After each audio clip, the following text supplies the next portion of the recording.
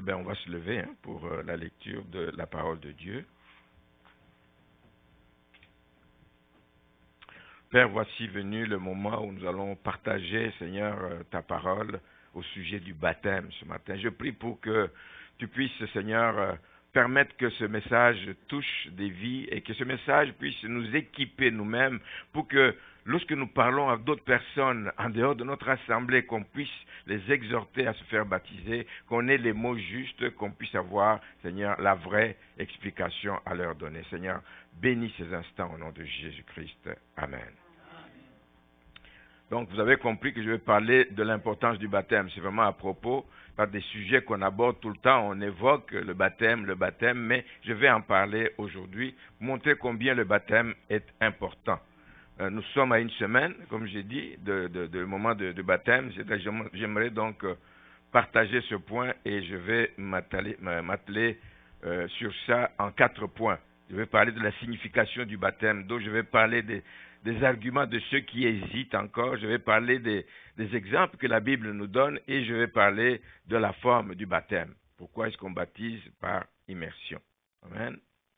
Et je vais lire 2 textes courts, des textes que vous connaissez dans Matthieu chapitre 28.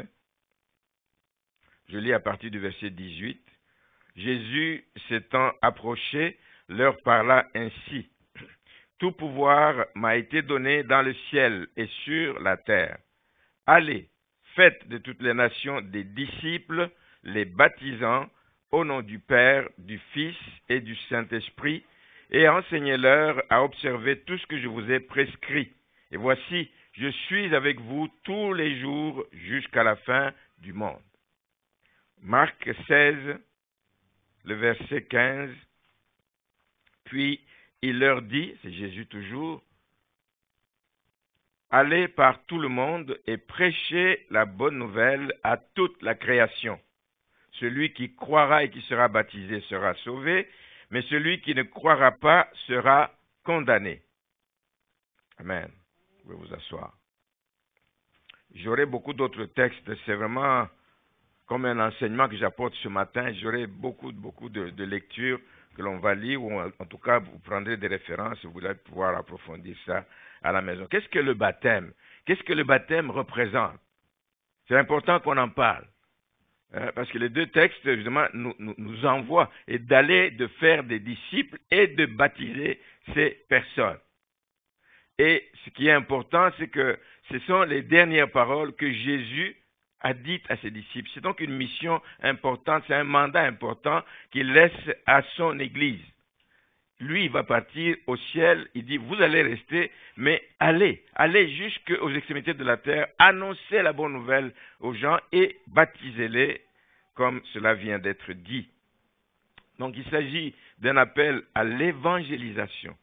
L'évangélisation. On a du mal à évangéliser, mais l'appel de la vie d'un disciple, c'est d'évangéliser et d'évangéliser et d'évangéliser. Et quand les gens croient, à ce moment-là, on les baptise. Il est dit dans ces textes que ceux qui ne croiront pas, dans le 2e texte particulièrement de Marc, c'est pour ça que j'ai amené les 2.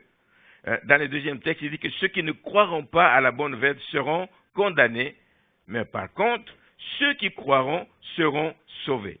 Vous avez vu que j'ai coupé un bout là-dedans. J'ai coupé un bout parce que c'est un texte qui crée un peu de confusion ici. Le baptême intervient pour ceux qui ont cru. Le baptême intervient pour ceux qui ont cru. Ça veut dire que la foi seule en Jésus-Christ, c'est ce qui nous permet d'être sauvés. Un pécheur repentant est sauvé quand il met sa foi en Jésus-Christ. Le baptême n'a rien à voir avec le salut. C'est pour ça que j'ai apporté le texte de Marc. Il est souvent mal interprété. Il y a des gens qui associent le baptême au salut. Non, bien-aimé. Le salut est lié à la foi en Jésus-Christ. Ceux qui ont cru, ceux qui se sont repentis, sont sauvés. Maintenant, ensuite de ça, il y a cet autre acte d'obéissance que le Seigneur nous demande de poser, qui est le baptême donc dans l'eau. Si vous le voyez dans la lecture complète, verset 16, celui qui croira et qui sera baptisé sera sauvé. Mais si vous arrêtez là-bas, là vous allez vous poser des questions. Mais si vous lisez la suite, mais celui qui ne croira pas sera condamné. Pas celui qui n'a pas été baptisé. Amen. Donc c'est vraiment une nuance importante qu'on doit voir. Les gens qui sont condamnés, les gens qui sont perdus, le sont à cause de leur incrédulité, pas à cause du fait qu'ils n'ont pas été baptisés. Alors, quand on a donné sa vie au Seigneur, on a cru. Le premier acte d'obéissance, finalement, que le Seigneur nous demande, c'est de nous faire baptiser. Allez, faites de toute nation des disciples, les baptisant. Baptisez-les. Ce n'est pas un choix. Ce n'est pas une possibilité, une option, ou une possibilité qui vous est laissée. C'est faites des disciples de toutes les nations et baptisez-les. Et baptisez-les. C'est vraiment un commandement et nous allons en parler. Et c'était comme ça ce qui se faisait dans l'église primitive. Aujourd'hui, les églises vont dans tous les sens, etc. Mais nous devons toujours essayer de revenir à l'église primitive. Qu'est-ce qui se faisait à l'origine? On le voit dans le livre des Actes, au chapitre 41 et 42. Il dit comment tous ceux qui écoutaient la parole, l'évangélisation qui était faite, tous ceux qui écoutaient la bonne nouvelle, la Bible nous dit qu'ils se joignaient. Quand ils croyaient, ils se joignaient aux autres membres de l'Église. Ils faisaient famille avec les autres et ils persévéraient avec les autres. Ils persévéraient dans quoi? Dans l'enseignement des apôtres pour grandir. Ils persévéraient dans la communion fraternelle pour se connaître, pour se supporter, pour s'aider, pour s'édifier mutuellement. Et ils persévéraient dans la fraction du pain, la Sainte Seine que nous appelons aujourd'hui, et dans les prières. Ça va de pair. Nous commençons nous donnons notre vie au Seigneur parce que nous nous sommes repentis, on se fait baptiser et on se joint à une église. On se joint à une assemblée. Tout seul, vous risquez de vous éteindre facilement. Tout seul, vous êtes une proie facile à l'ennemi. Vous vous joignez à une assemblée pour grandir, pour être enseigné et pour communier avec les autres. Et je l'ai amené aussi parce que on voit que dans l'église primitive, ce sont les baptisés. C'est les gens qui étaient baptisés, qui se joignaient à l'église, qui prenaient part à la Sainte Seine. Il fut un temps où dans notre église à Montréal, quand on devait passer le pain et le vin, on nous demandait, s'il y avait de nouveaux, d'aller les voir et de leur demander, est-ce que vous êtes passés par les eaux du baptême? On s'est rendu compte que c'était difficile à un moment donné, on a laissé faire, mais on faisait une annonce en avant pour dire, écoutez, c'est réservé à ceux qui sont passés par les eaux du baptême. Mais il est étonnant de voir, si vous n'avez pas vu, moi je l'ai vu que des petits enfants dans certaines assemblées sont associés à la Sainte Seine. Moi je dis que c'est n'importe quoi. C'est n'importe. Autant le baptême, nous allons en parler, n'est pas donné aux petits enfants parce qu'ils ne comprennent pas le sens de l'acte qui est posé, autant la Sainte Seine ne peut pas être donnée aux enfants. Ils ne comprennent pas la signification. C'est de n'importe quoi, c'est tout simplement une façon de banaliser la deuxième ordonnance du Seigneur. Parce que ces petits ne comprennent rien à cela. Il faut faire des choses en ayant compris, en ayant la conviction de ce qui se passe. Amen. Donc le baptême d'eau, bien-aimé, est un symbole, on appelle aussi sacrement. Sacrement. Et le mot sacrement vient d'un mot latin qui veut dire sacramentum. Semble-t-il qu'au début, c'était un terme qui décrivait le serment que les nouvelles recrues faisaient vis-à-vis de leur maître, de leur roi, etc. C'est un serment de fidélité, un serment d'allégeance. Je m'engage à être fidèle en tant que soldat romain. Je prête ce serment avant d'entrer dans l'armée. Et je prête ce serment pour dire que je renonce à mon statut de civil. Je renonce à mon statut de civil ainsi que mes droits personnels et à ma liberté d'action et je m'engage. J'appartiens désormais à César qui était l'empereur à cette époque. C'était ça. Serment d'allégeance à l'empereur, je lui appartiens et je m'engage à obéir et je m'engage à n'importe quel prix à obéir aux ordres de l'empereur. Si on doit ramener ça au niveau du baptême, c'est donc aussi pour nous chrétiens un symbole qui a un sens, un symbole qui est significatif, par lequel le baptisé s'identifie. Il s'identifie à son Sauveur. Je ne m'appartiens plus, j'appartiens à mon Sauveur. Et pour montrer cela, ce que je dis, je ne veux plus être maître de moi, je ne veux plus continuer à vivre comme je vivais avant, je veux vivre selon les ordres que mon maître va me donner. Et dans les eaux, quand on plonge la personne, il est comme enseveli, on plonge complètement, de la tête aux pieds, il est plongé comme quelqu'un qui est enseveli, ça veut dire qu'il meurt. C'est un symbole qui est significatif. Il meurt à son ancienne vie. Mais il faut comprendre ce que ça veut dire. Un enfant ne va pas dire je meurs à mon ancienne vie. Il n'en a déjà pas beaucoup. Il n'en a déjà pas beaucoup. Voyez-vous? Mais adulte, tu dis je sais ce que c'est mon ancienne vie. Quand j'ai donné ma vie au Seigneur, là je m'engage publiquement, solennellement, devant tout le monde, je m'engage à abandonner mes anciennes habitudes qui m'entraînaient dans le péché. J'abandonne mon ancienne vie et je ressors de l'eau comme une résurrection. Je ressors de l'eau en ressuscitant à une nouvelle vie en Jésus-Christ. Si vous voulez en savoir plus, allez lire. C'est très long. Je ne vais pas lire le chapitre 6 de Romains. Il parle de ça en détail. Mais je prends juste le verset 11 qui dit « Ainsi vous-même, regardez-vous comme morts au péché. » Mort au péché. Est-ce que ça veut dire qu'un baptisé ou un chrétien ne va plus tomber dans le péché? Tu tombes, tu te relèves. Mais tu ne peux pas vivre continuant dans le péché. Donc je suis mort à cette vie de péché. Je suis mort à cette ancienne vie qui était normale à ce moment-là, mais je ressuscite en nouveauté de vie avec le Seigneur. Donc, la responsabilité que le baptisé prend, c'est de marcher dans les voies du Seigneur, de façon à manifester, évidemment, Christ aux yeux de tous. Si Christ vit en moi, comme Paul dit dans Galates 2:20, ce n'est plus moi qui vis, c'est Christ qui vit en moi, ça doit se voir. Ça doit se voir par notre témoignage, par notre façon d'être. Ça doit se voir.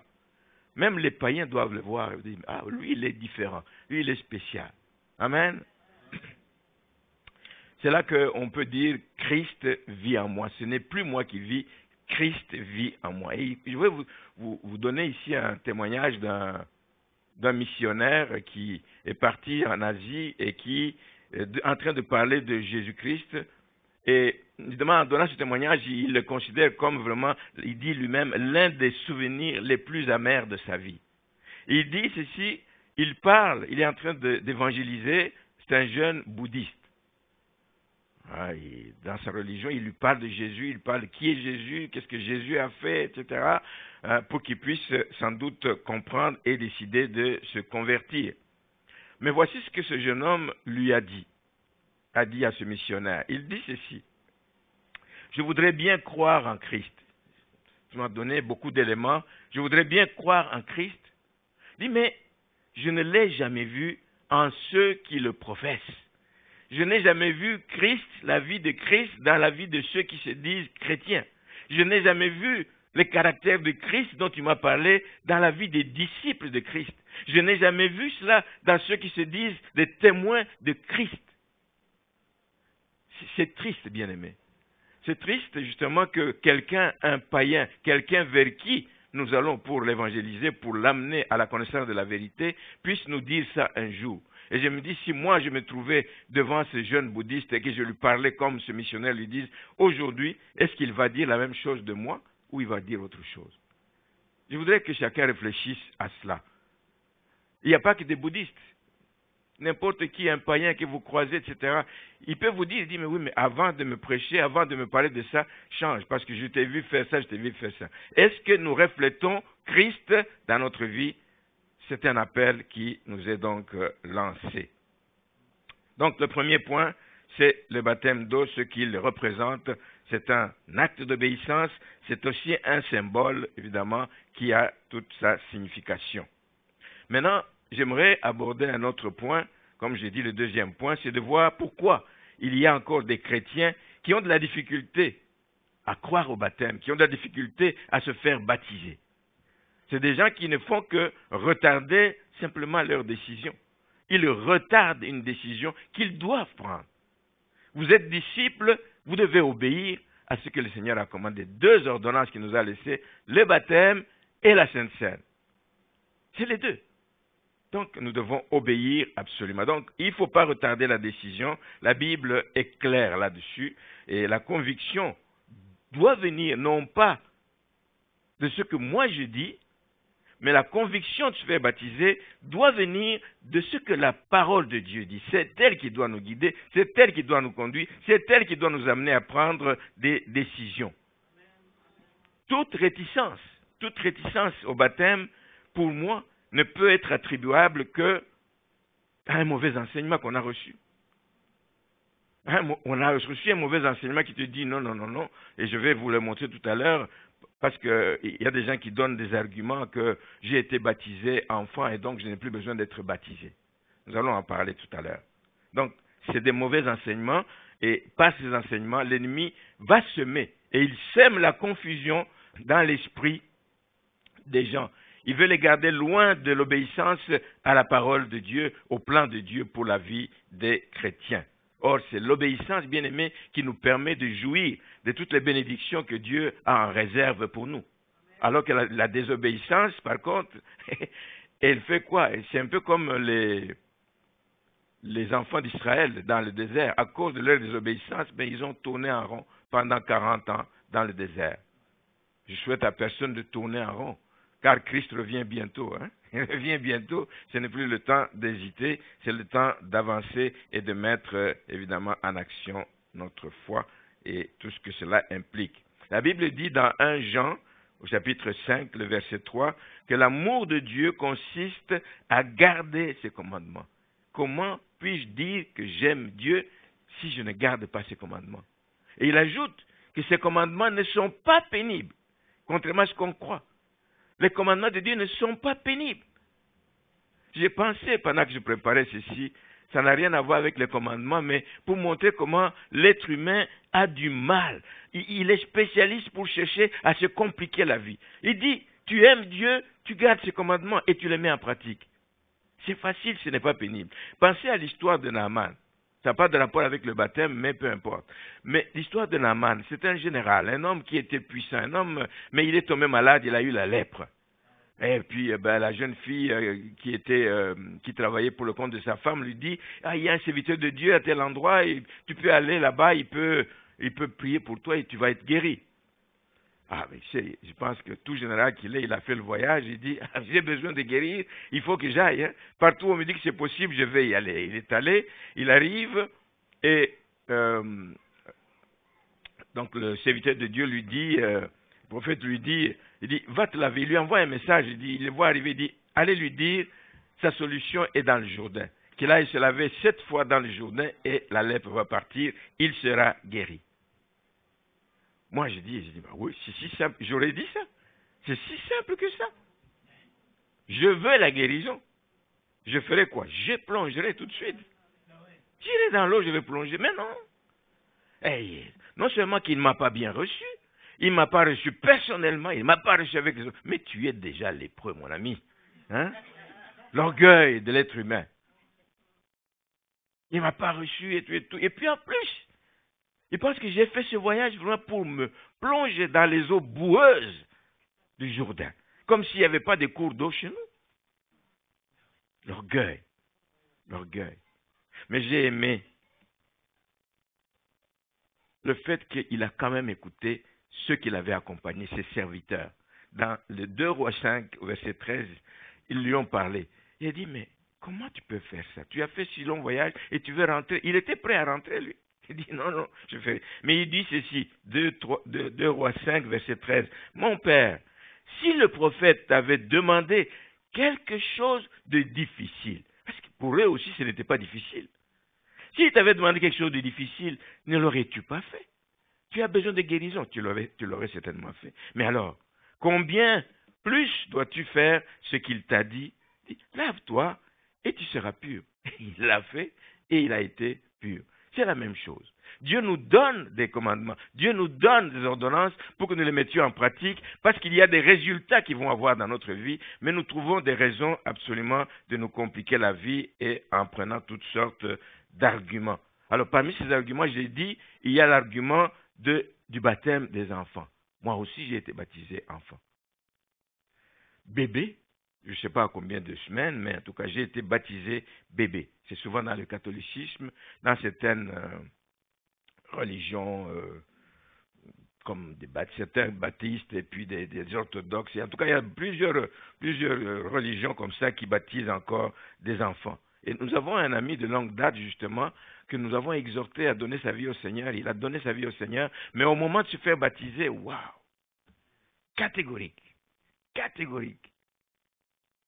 Mais Dieu est bon parce que quand il s'est retrouvé quelque part ailleurs, il a eu des bons enseignements, c'était le temps de Dieu, il a décidé d'aller dans les eaux du baptême.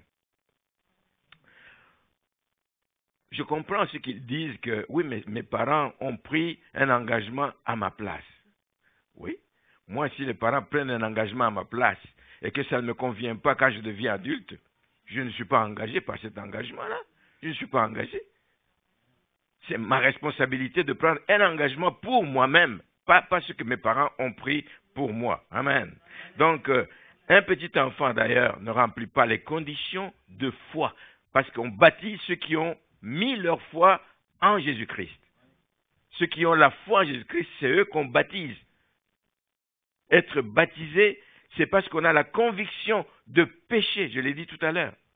Je suis convaincu de péché. Je suis convaincu que sans Christ, je suis perdu, comme nous l'avons vu dans ce texte de Marc chapitre 16. Ceux qui ne croira pas.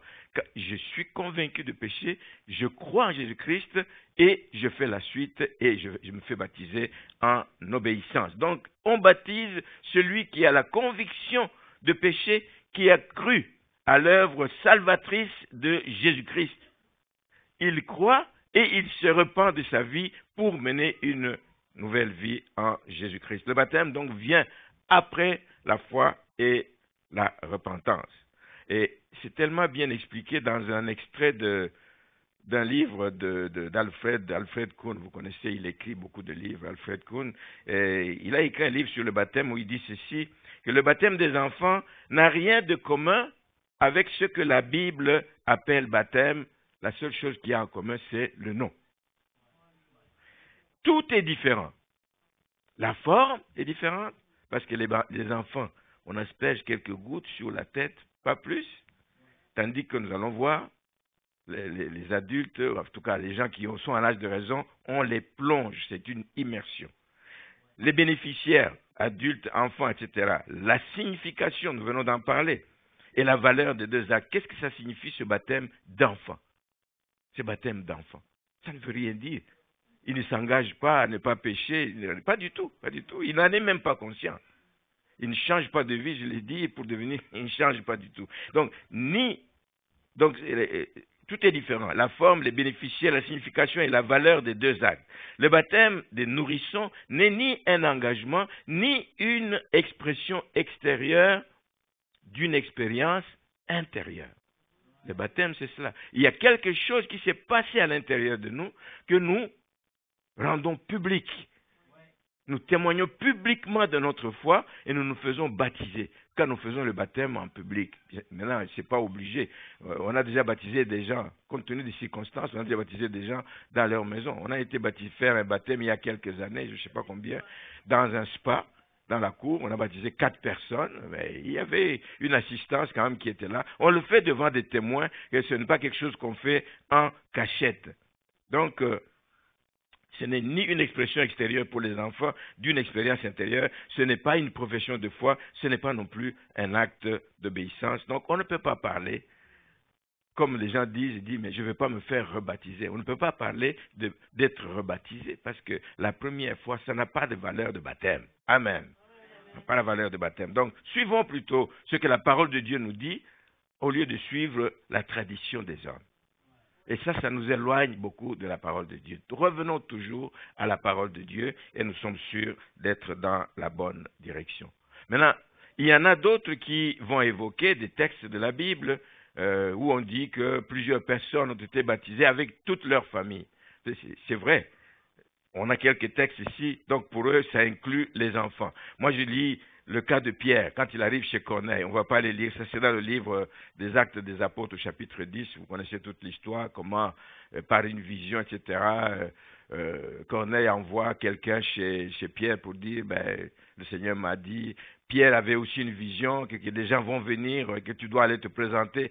Il est allé dans la maison de Corneille, ce centenier romain. Il arrive là-bas, il trouve que Corneille a réuni sa famille, c'est vrai, mais il a réuni aussi des amis et des voisins. En voici un qui avait compris que la bonne nouvelle, on ne la garde pas pour soi. Il a réuni, il dit, mais venez, c'est une occasion peut-être qu'on n'aura pas demain, après-demain. Venez chez moi, le salon est grand, venez écouter la bonne nouvelle. Il les appelle à écouter. Et les gens qui étaient là étaient là parce qu'ils étaient prêts à écouter ce que Pierre allait leur partager. Maintenant, ceux qui étaient là, prêts à écouter, pour moi, c'est des gens qui sont en âge de raison. Ce sont des gens qui sont en âge de raison. Pour comprendre d'abord ce qui va être enseigné, et ensuite, pour croire à ce qui a été enseigné. Et nous, qu'est-ce que nous faisons? Nous croyons au baptême des ados. Parce que les ados, ils ont déjà l'âge de raison. Et nous allons baptiser d'ailleurs quelques-uns des ados. Et ça joue beaucoup avec la perception des parents. Les parents connaissent mieux leur enfant, etc.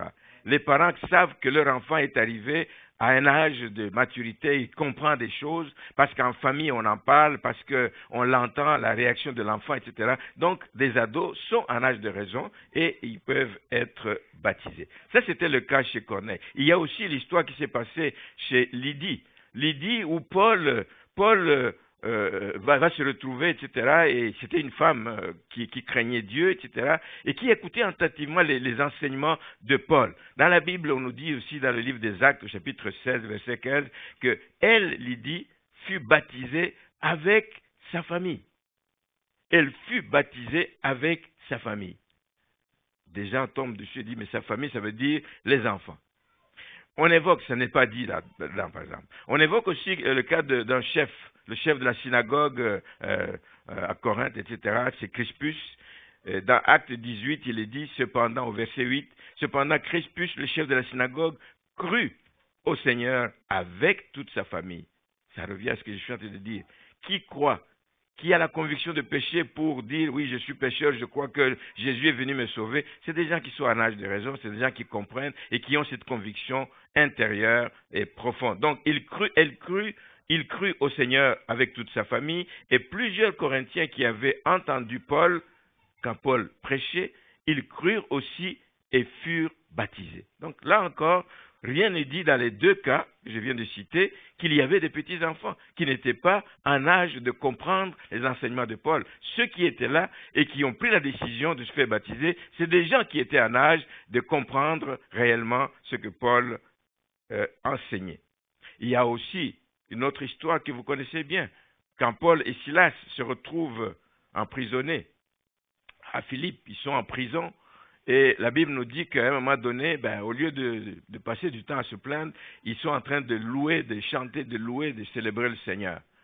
Et tout d'un coup, il y a eu un tremblement et les chaînes sont tombées, puis les prisonniers sont sortis, mais ils étaient sous la responsabilité du geôlier. Et à cette époque-là, quand toi, on t'a confié des prisonniers qui s'échappent, mais c'est toi qui vas payer le prix, là. Alors, le gars, il a perdu la tête, il dit, oh là là, je suis fini, là. Il regarde, non. Paul et Silas, ils disent, non, ne vous en faites pas, là. Il n'y a personne qui va fuir. Nous sommes là, soyez tranquilles. Et il tombe à ses pieds, et l'affaire se passe au milieu de la nuit. C'est un détail qui est important. Au milieu de la nuit. Dans Acte 16, il est dit ceci au verset 32, et ça veut dire Paul et Silas, ils lui annoncèrent au geôlier la parole du Seigneur, ainsi qu'à tous ceux qui étaient dans sa maison. Le gars avait compris, le geôlier avait compris, il dit, ça c'est vraiment des serviteurs de Dieu. Ce qui vient de se passer, c'est des serviteurs. Il dit, qu'est-ce que je dois faire? Alors il leur a parlé de la bonne nouvelle, de l'évangile. Il lui annonçait la parole du Seigneur, ainsi qu'à tous ceux qui étaient dans sa maison. Il les prit avec lui, donc le geôlier prit Paul et Silas avec lui à cette heure de la nuit, il lava leurs plaies et aussitôt il fut baptisé, lui et tous les siens. Ça ne dit pas que c'était des petits-enfants. Et raisonnablement, nous pouvons croire que à minuit ou au milieu de la nuit, je crois que les petits-enfants sont au lit. Les adolescents peuvent peut-être tenir encore, mais ils peuvent être au lit. Donc on peut croire que les jeunes enfants étaient couchés et n'étaient même pas en mesure d'ailleurs de comprendre la parole de Dieu. Quoi qu'il en soit, bien-aimés, quoi qu'il en soit, le baptême des bébés, cherché dans la Bible où on en parle, ça n'existait pas à l'origine. Avec l'Église primitive, ça n'existait pas. Et on ne voit nulle part où on parle de ça dans le Nouveau Testament comme tel. Ça a commencé, d'après les historiens, aux environs du IVe siècle après Jésus-Christ. Et donc, on ne trouve aucune mention du baptême des enfants qui confirme ces choses. La deuxième chose qu'on trouve comme argument, c'est des gens qui ont peur, qui sont attachés à leur famille et qui ont peur d'être rejetés par la parenté. Si je me fais baptiser, mais qu'est-ce que je deviens? Où est-ce que je mettrai mes pieds où? Tous les autres ont été baptisés jeunes, tous les autres sont catholiques ou je ne sais pas quoi. Mais moi, je mettrai mes pieds où? Ils ne veulent pas se trouver isolés de la famille. Ils disent non, je ne vais pas me faire baptiser parce que je me crée moi-même des problèmes. Il nous est arrivé une fois, par exemple, de refuser de baptiser une jeune fille parce que sa mère, d'abord, lui interdisait d'aller à l'église. Deuxièmement, sa mère disait, il n'est pas question que tu te fasses baptiser. C'était une fille qui était peut-être de 13 ans à ce moment-là, je ne me rappelle plus. Etc. Mais elle tenait absolument à être baptisée. Je dis non, nous allons te créer des problèmes. Tu es encore sous la tutelle de tes parents, etc. Attends. Le jour où tu vas arriver à un âge de maturité, tu vas te faire baptiser, tu feras ton choix toute seule, etc. Ça, je peux comprendre pour quelqu'un qui n'a pas encore l'âge de maturité, l'âge de raison, comment on appelle ça? La majorité. Je peux comprendre pour ces gens-là, mais pour des personnes adultes, donc, on n'est pas sous la tutelle de la famille, et puis on choisit ce qui est bon pour nous. J'ai fait mon choix de donner ma vie au Seigneur parce que j'étais bon pour moi. Même si mon père n'a pas compris le geste que j'ai posé, je l'ai fait parce que c'était bon pour moi. Parce que nous devons plaire à Dieu plutôt qu'aux hommes, fussent-ils nos parents. Nous devons plaire à Dieu plutôt qu'aux hommes. Pourquoi? Parce que chacun répondra de ses actes. Chacun répondra de ses décisions. Chacun répondra des responsabilités qu'il devait prendre et qu'il n'a pas pris par peur du qu'en dira-t-on, par peur de ce que les parents vont passer. Comme j'ai dit, nous, quand on a été baptisés, ça n'a pas été facile. Quand on est allé l'annoncer à la famille, on était comme des parias. Et il a lâché l'église, il a lâché, etc., etc., peu importe. Il y a un autre argument que je voudrais vous apporter ce matin, c'est des gens qui disent, moi je connais des chrétiens qui ont été baptisés, mais regardez la vie qu'ils sont en train de mener aujourd'hui, c'est des véritables rétrogrades. Là. Ils ont plus que de chrétiens que de noms, mais ils ont été baptisés. Alors pourquoi veux-tu que je me fasse baptiser? Ça ne change rien à ma vie. Comme si le baptême était une sorte de magie, là, quand tu as été baptisé, ça t'empêche de pécher, ça t'empêche de... Non. Tu as encore ta responsabilité, tu as encore des choix à faire, tu as encore des décisions à prendre. Donc, ils disent qu'ils sont baptisés, mais ils sont rétrogrades. Ou alors, d'autres disent, mais lui n'a jamais été baptisé, mais regardez la vie qu'il mène, exemplaire, c'est vraiment un vrai disciple de Jésus-Christ. Mais allons-nous nous baser sur les perceptions des gens pour décider de ce qui est bon, de ce qui n'est pas bon? Non. Nous devons nous baser sur ce que la parole de Dieu nous dit, ce que le Seigneur attend de nous. Et c'est chacun, encore une fois, qui doit veiller sur lui-même. Jamais tu vas te justifier devant le Seigneur en disant « Je l'ai fait parce que j'ai vu l'autre le faire ». Ça ne viendra jamais te dédouaner. Ça ne viendra jamais te justifier, ça ne viendra jamais t'excuser quand tu as fait des choses qui sont contraires à ce que Dieu attend de toi. Amen. Le troisième point que je voudrais aborder ce matin, c'est les exemples. Alors, on en a déjà cité 3, je vais juste effleurer ce sujet. Nous avons évoqué le cas de Corneille, c'est un exemple où c'est le baptême des adultes. Nous avons évoqué le cas de Lydie, nous avons évoqué le cas de Crispus, le chef de la synagogue, mais il y a aussi une histoire que vous connaissez bien, c'est le cas de l'eunuque éthiopien. Un homme qui était venu à Jérusalem pour adorer et il est en train de rentrer, j'allais dire, comme il est venu.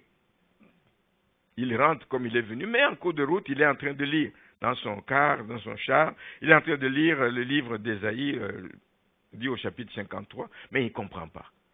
C'est ça, personne ne t'a expliqué quoi que ce soit, tu ne comprends. Il dit, mais de quoi ça parle, de quoi ça parle? Saint-Esprit voit le cœur qui cherche, il voit que l'homme a besoin. Il envoie Philippe, il dit, va vite à la rencontre de ce char, là, il y a quelqu'un qui est dans le besoin. Et il est parti, il a rencontré l'homme, il voit qu'il est en train de lire, et puis il lui demande, il l'approche, il lui demande, est-ce que tu comprends ce que tu lui dis? Pas du tout, je ne comprends rien. De qui on parle? Ah, belle occasion. Philippe commence à lui expliquer exactement qui est Jésus, ce qu'il a fait, qu'il est venu faire, etc. Et que ceux qui croient en lui sont sauvés. Et voilà. Il explique tout cela à l'eunuque éthiopien. Et il explique tout ce qu'il a accompli à la croix. Et dans la suite, dans Acte 8, verset 36, on nous dit, comme ils continuaient leur chemin. Donc, lui, il est en train d'expliquer, mais ils continuent le chemin ensemble dans son char, mais ils rencontrèrent de l'eau. L'homme avait déjà commencé à comprendre. Il dit, bah oui, c'est ça qu'il faut faire. Je crois en Jésus, mais je vais aussi me faire baptiser. Il dit, comme ils continuent leur chemin, ils rencontrèrent de l'eau, et l'eunuque dit, voici de l'eau, qu'est-ce qui empêche que je sois baptisé? L'initiative vient de l'eunuque. Il a compris. Il a compris et il choisit. Il dit, mais je ne peux plus attendre. Qu'est-ce qui m'empêche d'être baptisé? Et Philippe dit, si tu crois de tout ton cœur, cela est possible. Et l'eunuque répondit, il affirme, il dit, je crois que Jésus-Christ est le Fils de Dieu, et il fit arrêter le char. Philippe et l'eunuque descendirent tous les deux. Ils descendirent dans l'eau. Il n'est pas allé puiser un peu d'eau pour dire, reste dans ton char, là je vais venir. Non, t'asperger. Ils descendirent tous les deux dans l'eau, et c'est en train de répondre déjà quelle est la forme du baptême. Ils descendirent tous les deux dans l'eau, et Philippe baptisa l'eunuque. Voilà comment les choses se sont passées. Nous avons aussi le cas de Paul lui-même. Paul a beaucoup parlé de beaucoup de choses, il nous a écrit beaucoup dans ses épîtres et tout ça. Et lui aussi, quand il a été rencontré par le Seigneur sur la route de Damas, vous savez ce qui s'est passé, il tombait et il ne voyait pas pendant 3 jours. Dans le livre des Actes, chapitre 9, on nous dit au verset 17 que quand le Saint-Esprit a révélé à Ananias qu'il y avait quelqu'un qui s'appelle Saul de Tarse à tel endroit, qui a besoin qu'on lui parle, qu'on l'éclaire, etc., et Ananias a essayé de résister en disant, oh, mais cet homme-là, je sais son passé de tueur, il a tué beaucoup de nos frères. Vas-y, parce que cet homme est important pour moi. Je sais combien je l'utiliserai, il parlera pour moi. C'est un instrument qui va être utile dans mes mains. Va parler de Jésus-Christ à cette personne. Alors Ananias sortit au verset 17, et lorsqu'il fut arrivé dans la maison, il imposa les mains à Saul en disant, Saul, mon frère, le Seigneur Jésus qui t'est apparu sur le chemin par lequel tu venais, m'a envoyé pour que tu recouvres la vue et que tu sois rempli du Saint-Esprit. Au même instant, il tomba de ses yeux comme des écailles, il recouvra la vue, il se leva et fut baptisé. Il n'a pas dit, non, je vais prendre encore du temps, tu comprends, moi de ce que j'ai appris quand j'étais... Non, mon ancienne vie est passée. Avec Christ, toutes choses deviennent nouvelles. J'ai croisé Christ, j'ai cru en lui, j'ai demandé, qui es-tu, Seigneur, qui es-tu? Il dit, c'est Jésus-Christ que tu persécutes. Et il a cru qu'il était rencontré par Jésus-Christ, et les choses ont changé. Il a été baptisé. Tout savant qu'il était, tout connaisseur qu'il était de la parole de Dieu, il s'est fait baptiser. Il n'avait plus aucune raison d'attendre parce qu'il avait compris le sens du baptême. Alors mon dernier point, pour terminer, c'est cette forme, la forme du baptême. Alors j'en ai déjà parlé. Tous les baptêmes qui sont rapportés dans les évangiles, tout ça, et dans les livres, les autres livres, etc., se faisaient par immersion. Par immersion. Les gens étaient plongés dans l'eau. il fallait qu'il y ait beaucoup d'eau. Amen. Pour qu'une personne entière puisse être plongée. Ils étaient plongés dans l'eau. Jésus, même s'il n'a pas été baptisé parce qu'il était pécheur, a donné l'exemple lui-même. Il s'est fait baptiser par Jean-Baptiste dans le Jourdain. Il est rentré entièrement dans l'eau et avec Jean-Baptiste. Vous savez aussi que quand Jean-Baptiste baptisait, la Bible nous dit que dans Jean 3, 23, qu'il y avait beaucoup d'eau là où Jean-Baptiste baptisait. Il y avait beaucoup d'eau. Ça montre que c'était pour que les gens soient plongés dedans. Nous venons de parler du cas de Philippe et de l'eunuque, etc. Ils descendirent dans l'eau. Il y avait beaucoup d'eau là aussi. Donc, l'immersion, c'est la formule baptismale. L'immersion, c'est ce que nous faisons quand nous baptisons les gens. Et l'immersion, justement, est aussi un symbole. C'est un symbole de la mort. Je dis, c'est comme quelqu'un qui est enseveli. Quand on est plongé dans l'eau, on est enseveli. C'est un symbole de la mort. Comme Christ a été enseveli, nous aussi, nous mourrons à notre vie de péché. Nous mourrons à notre ancienne nature, notre vieille nature. Quand nous sortons de là, nous ressortons de l'eau comme Christ est ressuscité, qu'il est sorti du tombeau, mais nous ressortons en nouveauté de vie. Et donc, comme Christ est ressuscité, nous ressuscitons nous aussi dans une nouveauté de vie. C'est pour ça que Paul dit dans 2 Corinthiens 5, 17, « Si quelqu'un est en Christ, il est une nouvelle créature, les choses anciennes sont passées, voici, toutes choses sont devenues nouvelles. » Alors, comment est-ce que je peux conclure? C'est avec une phrase, que le baptême est un acte de foi. J'ai confiance à ce que Dieu dit et je m'attache à ce que Dieu dit et je le mets en application. Nous pouvons connaître la parole de Dieu. Elle ne nous servira à rien si nous ne la mettons pas en pratique. Alors, ce que nous attendons des chrétiens de cette église et d'autres qui m'écoutent, c'est que nous puissions poser des actes de foi. Le baptême est justement un de ces actes de foi par lesquels nous proclamons vraiment toute l'œuvre que Christ a accomplie pour nous. Et donc, ce qu'il y a à retenir, c'est que le baptême a une importance capitale dans la vie des enfants de Dieu. Comme disait Sylvain tout à l'heure, ce n'est pas quelque chose d'optionnel. C'est une ordonnance, c'est un commandement. C'est les deux seules ordonnances que Dieu nous a laissées, etc., à ses disciples. Deux ordonnances, le baptême et la Sainte Seine. Et les deux doivent prendre place dans la vie des enfants de Dieu. S'en priver, c'est un problème d'obéissance donc à notre Seigneur. Alors imitons nos aînés dans la foi. Tous ces exemples qui ont été donnés, ce sont les aînés dans la foi. Imitons leur exemple, c'est un bon exemple. Et moi je termine en disant que si cet enseignement vous a éclairé, gloire à Dieu. Ah oui, gloire à Dieu. Si ça vous donne des éléments pour que vous puissiez aller rencontrer l'une ou l'autre personne, membre de famille, ami ou collègue, etc., qui hésite encore, gloire à Dieu, gloire à Dieu. Et donc, si cela donc inspire des gens, les gens peuvent encore s'inscrire parce que le baptême n'a lieu que samedi et nous allons prendre une journée dans la semaine. Je vais convenir avec tous ceux qui doivent être baptisés. Nous prendrons une journée dans la semaine pour une préparation. C'est un peu tout ce que j'ai dit ici, mais un peu en condensé et leur donner quelques indications pratiques de ce qui va se passer. Et s'il y a des questions, évidemment, que les gens peuvent avoir, n'hésitez pas à me contacter. Nous allons pouvoir aller en profondeur et sur base des Écritures. Que le Seigneur vous bénisse, que le Seigneur vous garde, que le Seigneur vous fasse du bien. Et même si vous n'êtes pas là samedi prochain, pendant que nous baptisons, priez pour ce moment.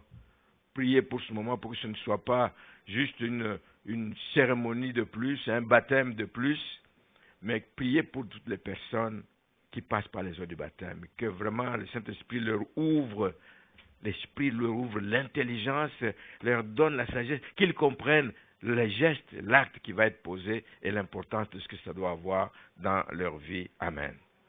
Nous allons prier.